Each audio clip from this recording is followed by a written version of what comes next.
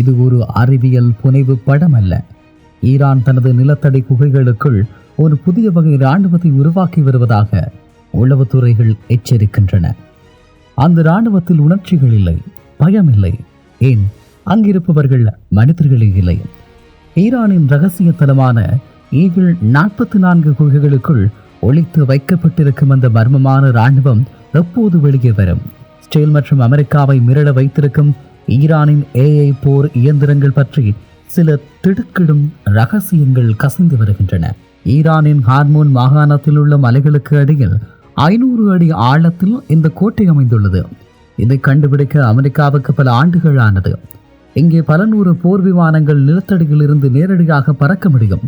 ஆனால் சமீப காலமாக இங்கே போர் விமானங்களை விட அதிகப்படியான ரோபோட்டிக் வாகனங்கள் கொண்டு செல்லப்படுவதை உளவு செயற்கைக்கோள்கள் படம் பிடித்துள்ளன.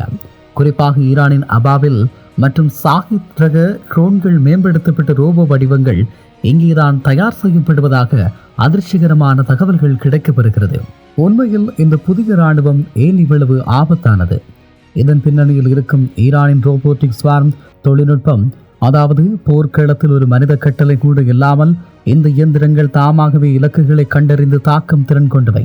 ரஷ்யாவினுடைய குவாட்யம் AI உதவியுடன் இந்த இயந்திரங்கள் மனித மூளையை விட வேகமாக செயற்படுகின்றன. ஒருவேளை போர் தொடங்கினால் ஈரானிய வீரர்கள் களமிறங்குவதற்கு முன்பே பல்லாயிரக்கணக்கான தற்கொலைப்படை ரோபோக்கள் ஸ்டேலினுடைய எல்லைக்குள் ஊடுருவும் என்று சொல்கிறார்கள். இவற்றிற்கு உயிர் பயம் இல்லாததால் இவை எந்தவித தடைகளையும் தாண்டி முன்னேறும். இதுதான் ஈரானுடைய முதல் அலை வியூகம் என்றும் நம்பப்படுகிறது. உண்மையில் ஈரான் ஏன் மனிதர்களுக்கு பதில் இயந்திரங்களை நம்புகிறது? கடந்த கால போர்களில் தனது வீரர்களை இழப்பது ஈரானுக்கு பெரும் பின்னடைவாக இருந்தது. ஆனால் இப்போது ஈகிள் 44 தளத்தில் இருக்கும் ஒரு பட்டனை அழுத்தினால் போதும், உலகின் எந்த மூலையிலும் இருக்கும் இலக்கை இந்த இயந்திரங்கள் துல்லியமாக தாக்கும்.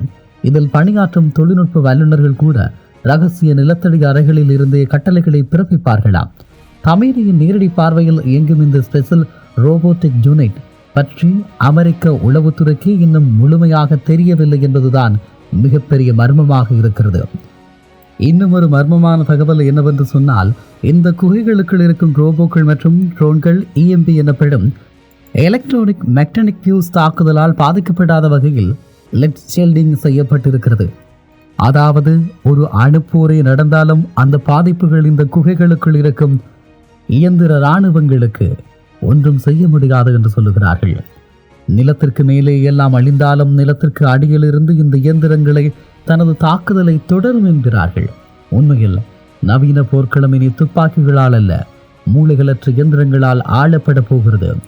ஈரானின் இந்த நிலத்தடி இயந்திர இராணுவம் உலக அழிவிலிருந்து காப்பாற்றுமா அல்லது பேரழிவுக்கு இட்டுச் செல்லுமா?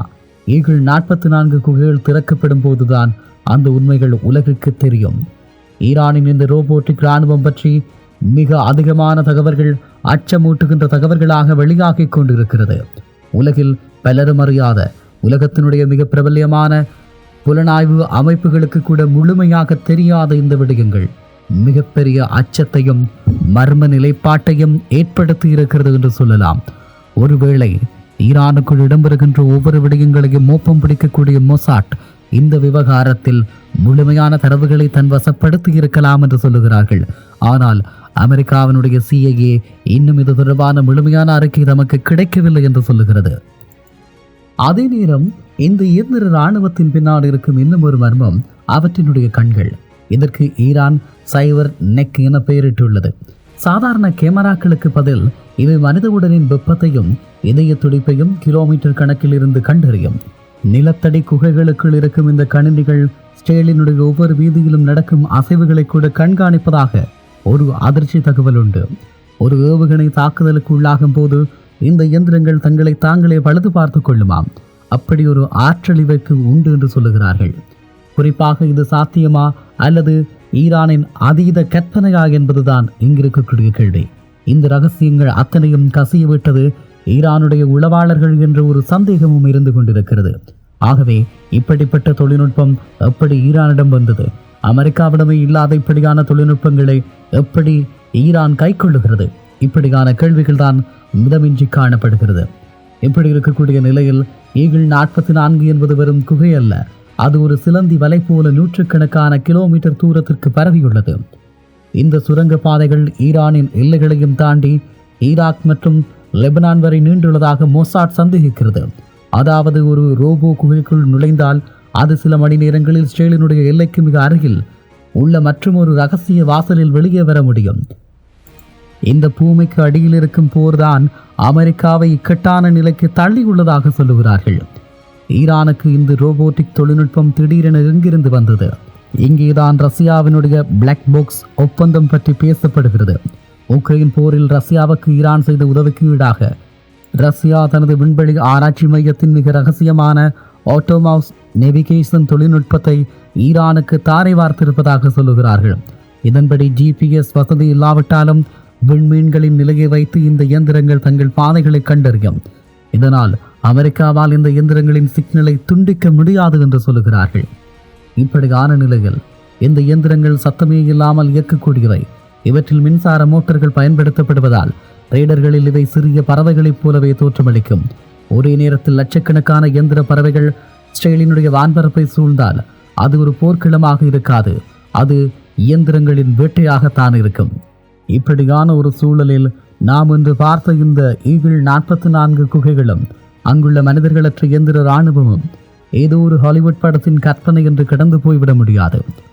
நவீன போர்க்களம் என்பது இனி வீரர்களின் வீரத்தை பொறுத்தது அல்ல, அது இயந்திரங்களின் வேகத்தையும் தொழில்நுட்பத்தின் மர்மத்தையும் பொறுத்தது என்பதில் மாற்று கருத்தில்லை. பூமிக்கு அடியில் அமைதியாக காத்திருக்கும் இந்த இயந்திர படைகள் எப்போது களமிறங்கும், ஈரான் தனது இறுதி தீர்ப்பை எப்போது எழுதத் தொடங்கும் என்பதுதான் இன்று உலக நாடுகளின் மிகப்பெரிய அச்சம்.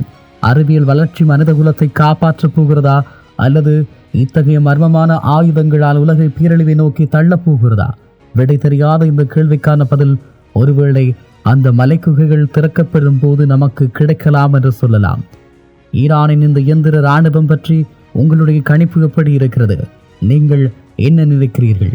இது சாதகமா அல்லது இது ஒரு அதீதமான கற்பனையா? உங்களுடைய முடிவு, உங்களுடைய விடை எப்படி இருக்கிறது? கீழே கருத்து பகுதியில் உங்கள் கருத்துக்களை பகிர்ந்து கொள்ளுங்கள். ஆனால் ஒரு விடயத்தை ஞாபகப்படுத்த வேண்டும். இந்த இயந்திர மனிதர்கள் இப்போது ஈரானில் இருக்கிறார்கள். ஆனால் உண்மையில் இயந்திர மனிதர்களுடைய பாவனை என்பது ரஷ்ய உக்ரைன் போரிலே மிக கொடூரமாக இருக்கிறது என்று சொல்லப்படுகிறது.